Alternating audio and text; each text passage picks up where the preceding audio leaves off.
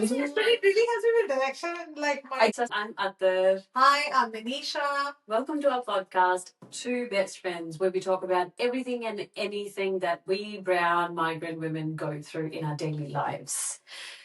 Yes, and today's topic is very close to my heart. It is a little bit of like my guilt talking, but before we dive into that, shall we talk about silver lining? Yes, so my silver lining for this week was it was my birthday last weekend. Yes, happy birthday. Thank you. And it was basically I was doing some camping, had a lot of people there who were wishing me, but it was a very low key, nice birthday. Which was good because I felt like sometimes it is the pressure of wanting to do big birthdays or sometimes it's the pressure of not wanting to do big birthdays. It's that, but it was somewhere in the middle, which I really liked. Like I was amongst people, got a bit of that special feeling, but was not over the top, which was a good feeling to have, and something I feel like I am accepting in my 37 years of life. Accepting what?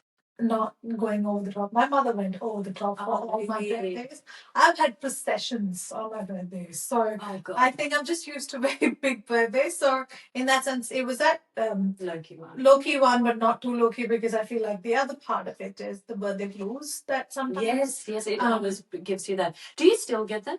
Sometimes if I have actually done nothing, I'm sure I would feel something, but that doesn't happen anymore. No, because between family and kids and stuff, it doesn't happen for me anymore. I think it's also blues come with the anticipation. Yeah. Now the anticipation is not there. Birthdays are like quite low key, and I just like I don't like seeing too many people. Just as you said, like my always birthdays have been quite low key. I think I've only had one big birthday, and that's it. But I think I hated blues in like when I was little. So now I don't anticipate. No, it's another day, but I make most of it, but just another day. Yeah. But great.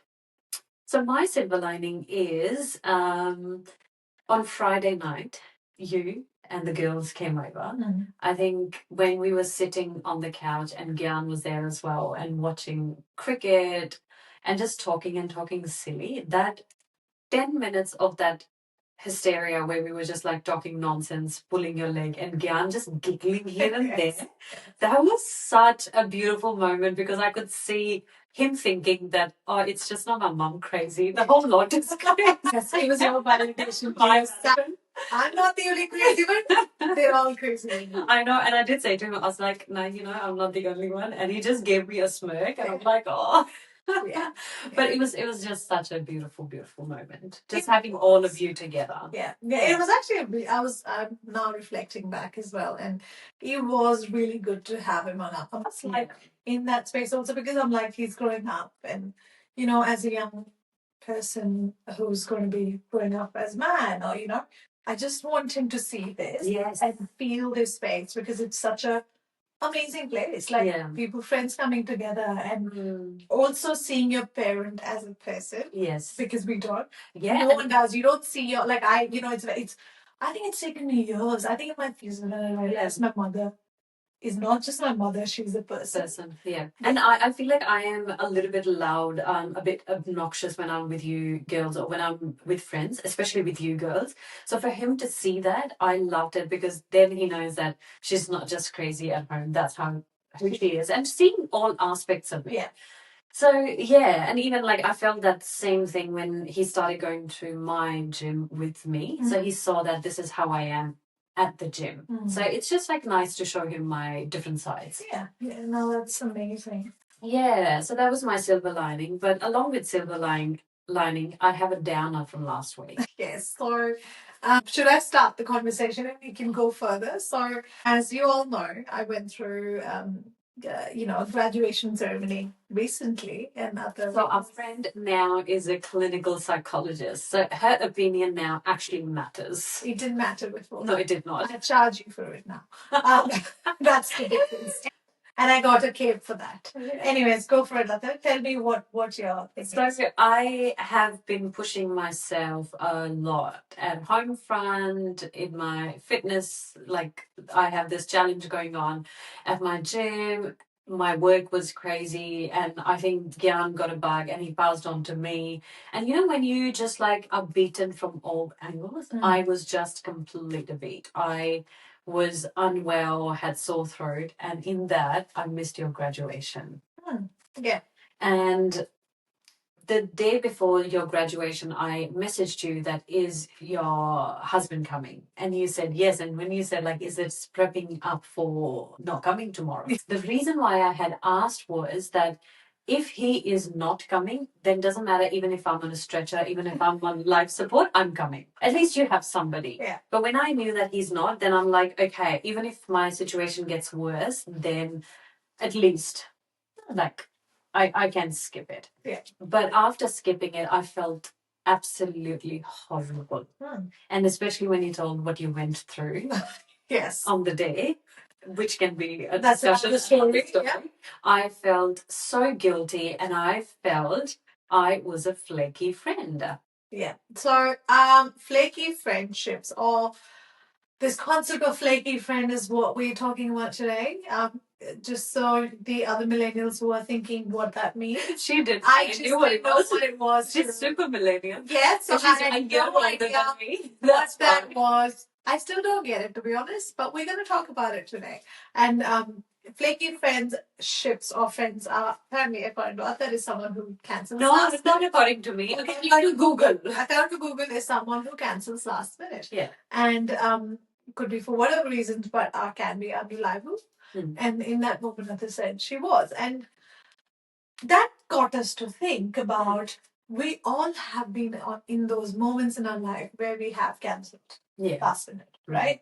Sometimes for very valid reasons, sometimes for no valid reasons. Yeah. But I want to just Netflix and chill, or I just want to watch a TV or whatever, like be home.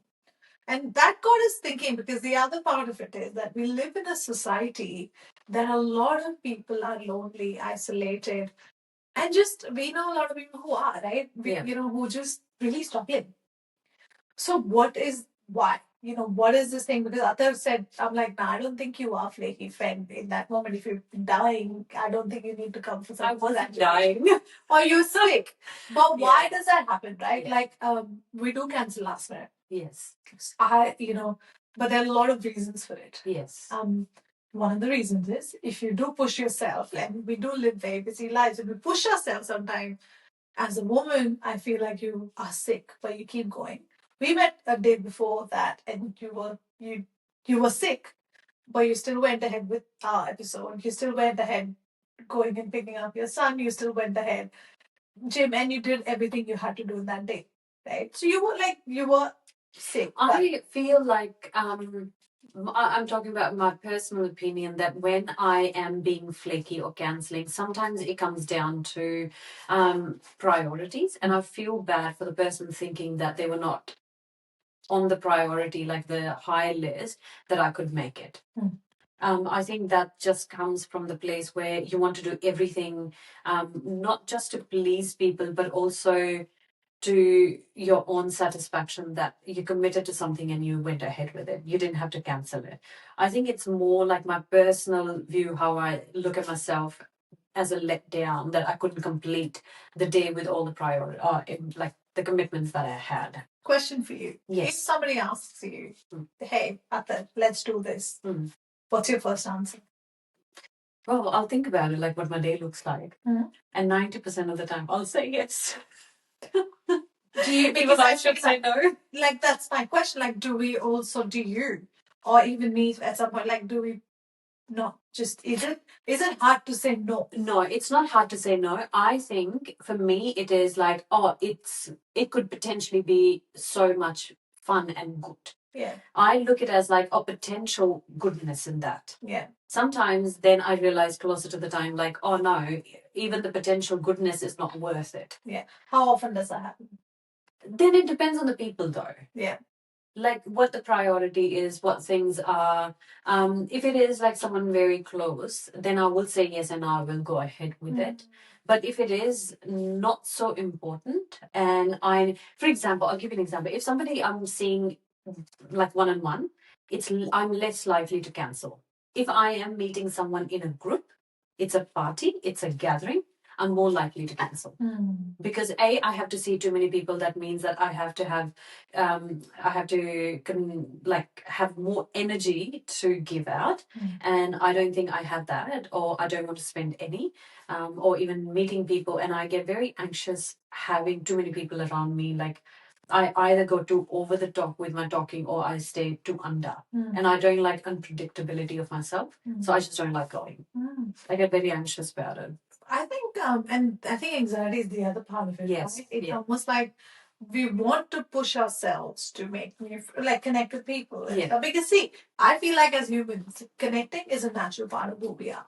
And if you don't have enough connections at some point, it is going to impact your mental health, regardless who you are, right? It is a natural part of us. Yeah. But we have this brilliant, or someone said, like, we have this idea of what we want perfect life to look like, or that person's life.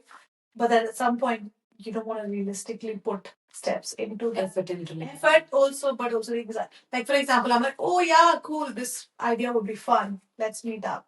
Then last minute, I'm almost like, it's avoidance. Yeah. And I'm like, nah, I don't want to do it because I'm feeling weird about it or whatever. And then we cancel it.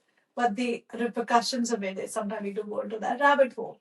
And now I'm kind of head and of not getting out and finding it harder to get out at some point. And I've had those moments because my mood is just, I'm struggling. I know I want to go out and it's going to help me. But then I'm also like, no, I want to avoid it right now. I don't want to do it for whatever reason. And I go through those phases in life. But I have noticed that when I do that, it does impact me negatively as well. Like, I think we've gotten better with age because now we have selected friends or people around us who actually add value to our lives that we like spending time with. So there is a less chance of canceling it.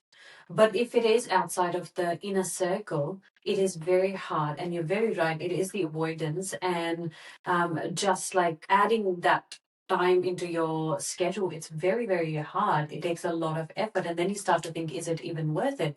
But then you're not actually giving yourself the opportunity to make those connections with new people. And if you're younger, even more so, like you cannot be having JOMO. You should be having FOMO. That's because you need to be out there. Let's talk about JOMO and Yes. FOMOs. Yes. What is JOMO? JOMO is joy of missing out. Yeah. I personally want to ask, right? Yes. Is this a made up thing because we want to make ourselves feel good about just not going out and doing stuff? Or is it actually a thing? I'm not saying it's not. There are days when I'm like, oh, I feel good because I'm home and this is nice. But that's because it's been fun. Can I say something? I don't think I have actually felt too much of JOMO. Yeah. I have always once I'm out there, I've enjoyed being there. So I cannot say that I have more of a FOMO than JOMO. Yeah, and I relate to it because I don't think that, like, I enjoy being home. Yeah. Not saying I don't. But if there's something happening, I'll be like, I'd rather go out and do that. Yeah. But there are times when I don't. Yeah. And I'm like, why did I do that? Yeah. Right? Yeah. But it's almost the anxiety or the mood. I don't know what happens, but it's almost like when it's coming through, you feel this pushback. Yeah. But it's a built up thing in the head. But I also feel like sometimes it's that avoidance and it really pay out.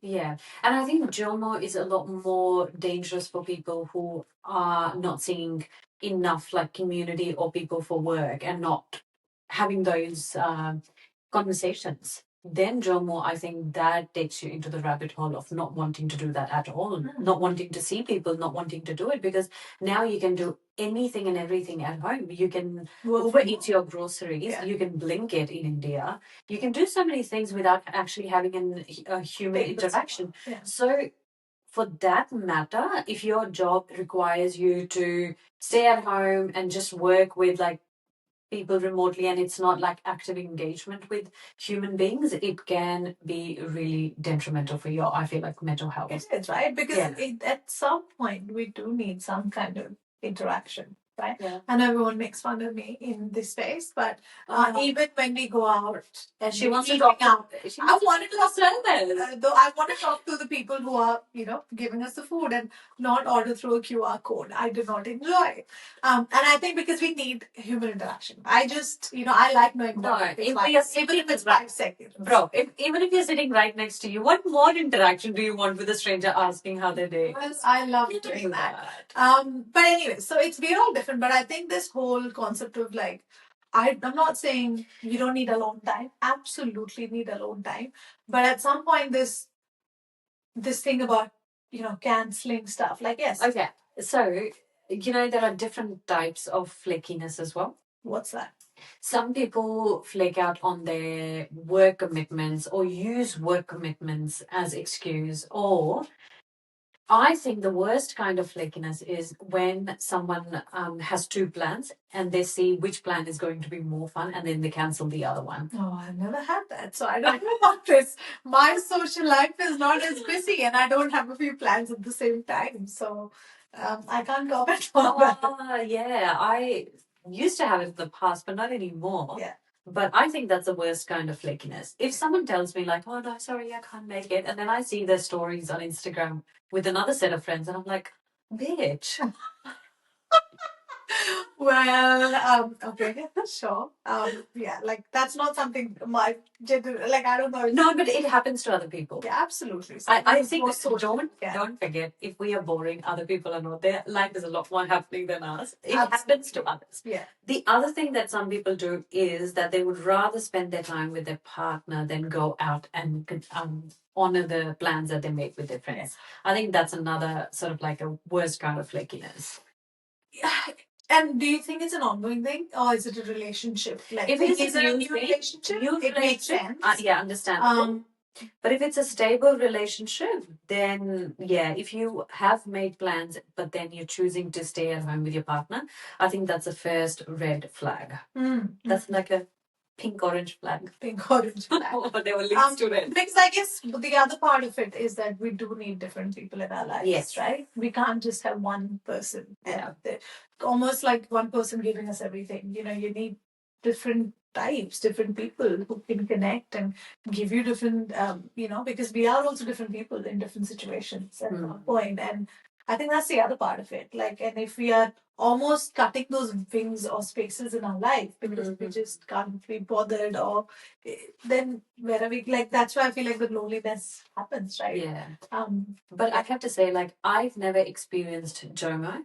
Like, I've never been like, oh, I'm glad I didn't go to this whatever event or meeting somebody. I've always ended up enjoying it. The other thing I do feel is, what is it? Oh my god, I blanked out. That just aged. We have reached the 37 years of age. Attar has and I have. And the next I'm still young. We will talk about another episode is where we'll talk about what is that? The forgetfulness. Oh my god. I eat badams. I eat almonds every single day. So eat badams. So maybe that's another reason. Oh yes, I know. Yeah. I'm back. Okay. I'm back. I was like, don't let me lose this thought. So, yeah, I've never had the joy of missing out on any event, but I've also I don't remember any time I've been upset at somebody for cancelling last minute. I appreciate those kind of friends. I appreciate those cancellations as well. Is it because you're like, I didn't need a word? And then I don't have to have the guilt of cancelling it myself, but I don't have to go out. So these two things. Oh, thank God I remembered it. Yeah. Booty knew it. Yeah. No, and I agree. I think sometimes, it's that overbooking of ourselves and you're just like, nah, man, can't do it. But I try to be as much as I can. There are times when I'm not honest about, hey, actually, I can't. I don't feel like it. Let's do it another time. Rather than saying, yes, I'm feeling like this, I'm feeling sick or whatever. I try to. You are actually very good. I can't remember the time that you made a plan and didn't go ahead with it. Yeah. So you're pretty solid with that. But you're right. For me personally, if I reflect back, I overbook myself and then I'm like, shit. Yeah. So I think it's also learning how to say no. Yes. Because I know, like Attar, like if I say Attar, or anyone around me says, Attar, let's do this. Let's go to this country. Let's go eat, drink this coffee. You will never, I have never heard you say no, personally. And I think that's where it is. Like, how do you say no? Is it like some sort of like a clinical problem? well, we can do a session later. No. Charged by the hour. I'll buy coffee, just tell me. Because there might be listeners who are like, oh shit, we can't say no either. Why is it? I think it's not about saying no, but it's also saying, it's, when you talk about things and you're like, for me at the moment, I feel like, I'm not able to do this or whatever. At the moment, it's not saying no forever, right? Yeah. It's kind of saying, it is not working me for this date or this time. Can we do another time? One. Second is also being honest, saying, I just, like, we're adults, right? Yeah. There is no pressure that you need to fill up your thing, one, in your head. But also like saying, no, I just, because that is what your inside core is telling you, that you can't do it. Yeah, I feel like maybe it's borderline or full-fledged me being a people pleaser. It is. The way to push it. It is, but you're not going to stop being friends with that person just because you say no in a nice way. Is being people pleaser a good or a bad thing? Well, if you please people at your own cost, it is not a good thing. Like if you're doing it at the cost of yourself and then you're going through this guilt of like, oh damn, I could make Maybe we can continue this topic next time. Yes, about people pleasing. About people pleasing, because I feel like being Indians and migrants and brown, especially women, we are taught to say yes. And we are taught to please everyone. And this was also for me, when I was saying like I am not a good host, I'm not like a home goddess, that comes down to people pleasing. That the standards I don't match to that, so somehow I feel like I'm a failure. But that's a topic for the next time. I agree, and I think it is part of our South Asian upbringing where we're not taught to say no. You can't say no growing up to adults. You can't say no as a woman a lot of times. You do see your parents and your mother especially going through that phase. Absolutely. I think that's a brilliant topic. Coming back to this though, now, Attar, are you a flaky friend? No, I'm not. Yeah.